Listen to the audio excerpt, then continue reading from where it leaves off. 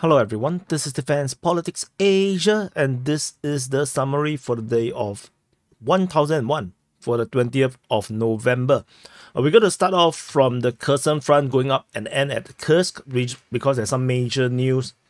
Actually, not just over the Donetsk front, at Kursk front as well. So do hang on, do stay tuned to watch the whole thing. So over at the Kherson front, the Ukrainian Defense Ministry continued to report about fighting over in this pre-Dniprovsky direction. Nothing special about this already. Shellings reported at Dniprovsky, Mikhailsky, as well as Kazatsky. Otherwise, nothing special about this Kherson front. We move into the Zaporizhia front. At the Zaporizhia front, fighting was reported over at Malatomashka. There's shelling reported at Novopalivka. But otherwise, continues to be a very sleepy front line. And we now go into the exciting regions, the Velika Novosilka sector of the Donetsk front. And what I've said is again coming true. The push towards Rozdone is now in full force. There's frontline changes. The latest information from the Ukrainian mapping heading towards Rozdone with the distance from Rozdone around 2 kilometers. The Russian forces also fully secured Novodonetsk, also pushing in the direction of Velika Novosilka, as fighting is reported in the region or nearby. Fighting is reported towards Blahodatny. And from this new front line to Velika Novosilka is around 6 kilometers. So this is all developing all at the same time. Fighting is also reported at Novodarivka, but so far the Ukrainians managed to hold a very strong line around here. So that is the situation over in the Velika Novosilka sector. As mentioned, in the conclusions, all the frontline changes which are published on the main channel, I made the mistake of publishing it at the very same time as military summary, and the video tanked. So a lot of people is not going to see the video, unfortunately. But whatever it is, the Russians are planning to capture Rozdone and head towards the Mokryali River, cutting off the retreat or the connection to the north from Velika Novosilka. So because there's a river around here, so that's the Russian strategy in this sector. We move on away from the Velika Novosilka sector to the Uspenivka front sector. At the Uspenivka region on the western flank, this is Uspenivka. Russian forces are fighting at Konstantinopolsk, Sukiali, towards Rozliv, and there is shelling reported at Ulakli. So that's the current situation in this sector. If I zoom out a bit, you can probably see a bit more. So this is the current fighting in this region here. And of course, just now, as mentioned, fighting towards Rozdone. Over on the eastern flank, the Russian forces are attacking at Trudove, Yelizavetivka, Katerinivka, Antonivka, and some small little geolocation, little frontline change south of Vasily High. And that's the current situation in this line. However, I did mention about the Uspenivka situation being a pincer, and this is coming true. With the latest mapping coming from the Ukrainian mapping, Russian forces have continued to advance south of Dalny, and there is also expansion and confirmed full capture of Dalny by the Russian forces. This is now confirmed. Russian forces are now pushing south towards Khanivka, and they are now pushing towards that direction and potentially also towards Uspenivka. The distance from the latest front line to Uspenivka is around 2.5 kilometers, and the distance to Khanivka is around 2.1 kilometers. So it's getting really close, and not to mention the Russians already have an advanced position at Trudove and south of Konstantinopolsk, where the distance from the front line to Uspenivka is around 2.4 kilometers. So this is the pincer on Uspenivka, and this run the risk for the Ukrainians to be fully encircled all across the eastern half of Uspenivka sector. Very, very significant situation around here, and the Russians are putting a lot of pressure with the latest geolocation showing the Russians are also trying to push to squeeze the toothpaste out of this cream. So this getting very creamy around here. A very, very serious situation. Russian forces are definitely trying to squeeze the Ukrainians out in this mass withdrawal. This is what they want the Ukrainians to do. So yeah, so whatever I'm saying came true. Indeed, that they are pincering on Uspenivka. So Dalny confirmed full capture with the latest geolocation by military summary and Crimea Caprice confirming the Russians have taken the very last piece of Dalny, and the full of Dalny is now under Russian control. This is a full capture confirmed by various mapping from the Ukrainians to the Russian side. Over in the Kurakove sector, around Kurakove itself, the Russian forces are fighting in the region of Maximilianivka, Kurakove. Geolocation confirmed Russians have advanced and captured the northern half, at least, of the eastern part of Kurakove. Ilinka is announced to be captured by the Russian Defense Ministry, and fighting is reported now at Berezki, where the Ukrainians are currently holding the defense line there. So far, doesn't look like it's breaking. The Ukrainians are holding the line because, yeah, they cannot let the Russians reach Stariterny. And however, Stariterny is still under threat despite the defense on Berezki, because if you go over this area here, let me move the arrows down. Yeah, the Russian forces have advanced from Sonsivka, and they are heading south towards Stariterny. Fighting is reported at Sonsivka at this moment. Exact direction is unclear, but I believe it's going southward. So that's the northern half of the Kurakove sector. And fighting is reported at Zoria, just in case you're wondering why is the icon over there. So that's the northern half of Kurakove. And as you can see, Kurakove region is getting really bad. There's a pincer on Uspenivka.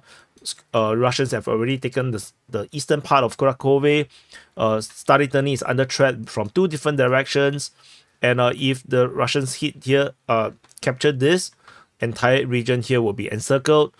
If Uspenivka got pincered, another big half in the south at Kurakove, in the Uspenivka eastern part will be fully encircled. And there is also a Russian push towards Sukiari. They are going towards Constantinople. So a lot of tactical and strategic problems the Ukrainians will have to resolve. We move further up north. Over in the Selidove region, Russian forces are still continuing to make major pushes around here.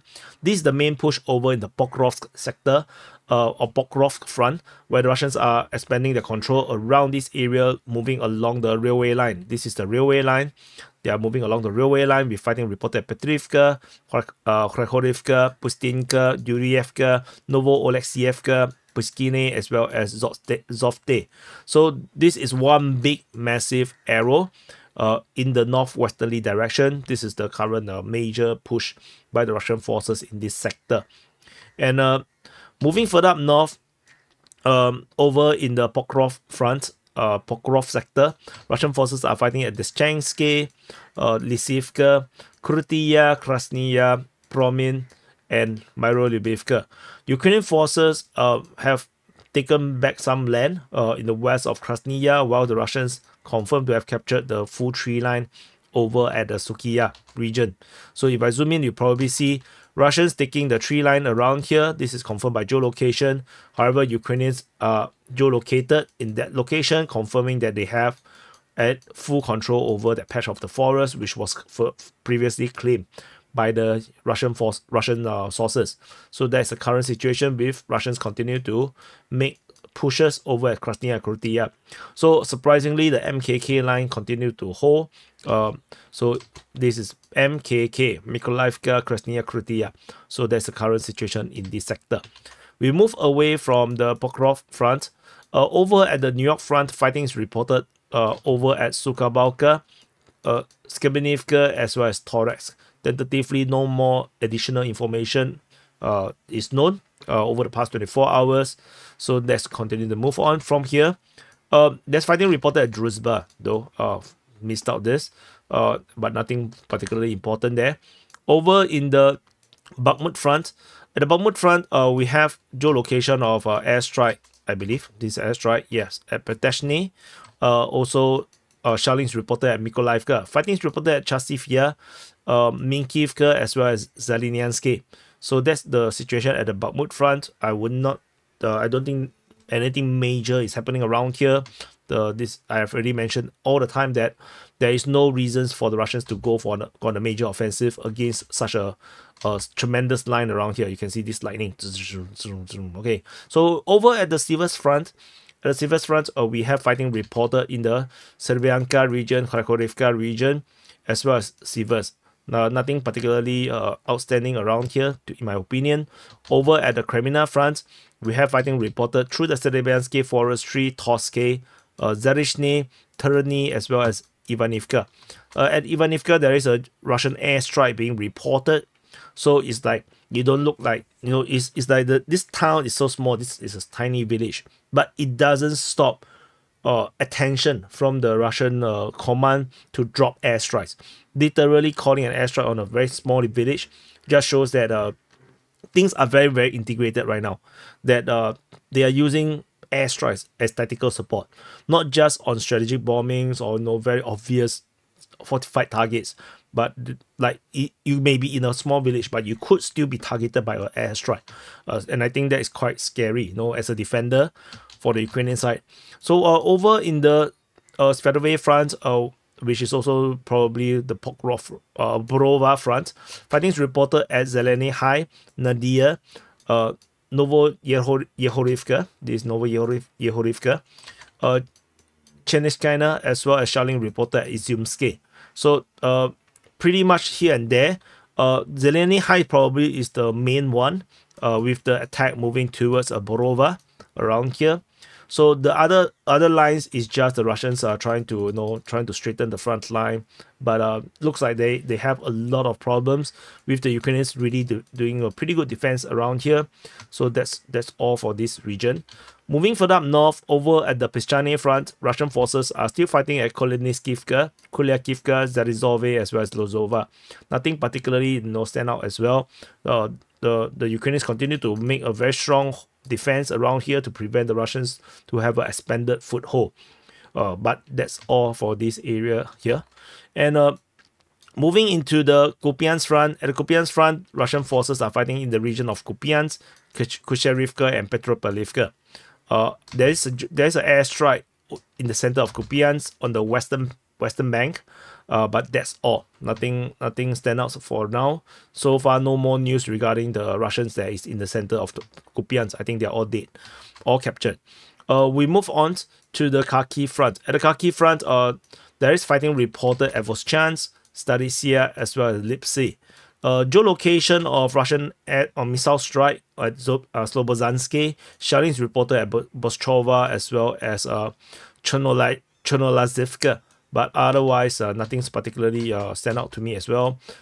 It's interesting that the Russians are reporting some strikes in the rear positions.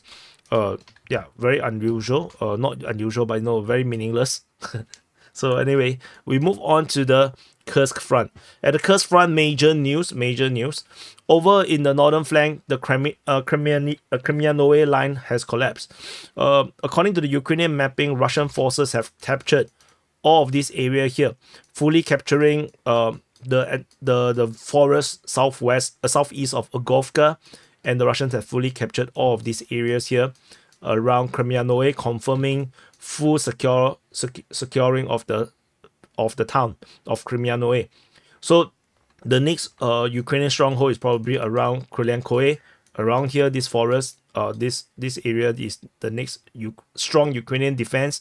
This forest is now fully Russian captured. It's a very, very major development, I would say, because this fighting around here was reported by the Russian Defense Ministry. However, yeah, the counterattacks by the Ukrainians have fully been defeated, so the Russians have moved on. So this is a pretty major update around here. Nearby, in the other of the northern flank, Russian forces are fighting in the region of Malaya Loknia. Where the attack come from is unknown, because this is an island on its own. We do not know where it come from. Otherwise, there is fighting reported continuing over on the western flank, with the Russians fighting at Novo Ivanovka, Alexandria, Nikolsky. So you can see that Nikolsky is a bit unusual because it's so far away. And fighting is reported at Nizhny Klin, Darino, Sverdiklovo, as well as Lebedevka. So maybe these are all shelling or airstrikes possible. I mean, not necessarily that it must be a Russian assault, but the Russians are definitely making pushes around this sector. Ukrainians claim half of Darino, going against a previous geolocation. However, they also disclaim more regions nearby to Porovsky. So the situation remains very dynamic in this sector of the Kursk front. Otherwise, nothing else over in the southern flank. Blakovo, I think, might have fallen to the Russians entirely because the lack of fighting there is a bit unusual. And definitely the Ukrainians are wising up and not fight at Novi Put. So that's about it. So this is the summary for the day of 1001 for the 20th of November. For those that are new to this channel or new to DPA, this mapping is accessible publicly for free. You can check the link in the description below, and do subscribe if you are not subscribed, and also check out the conclusions. This is a very special one because I talk about a retrospection of the entire 1000 days. So it's a very important video, but I posted in the wrong time, so it hangs. This is what it is, but help me watch it, and I'll see you guys in the next update.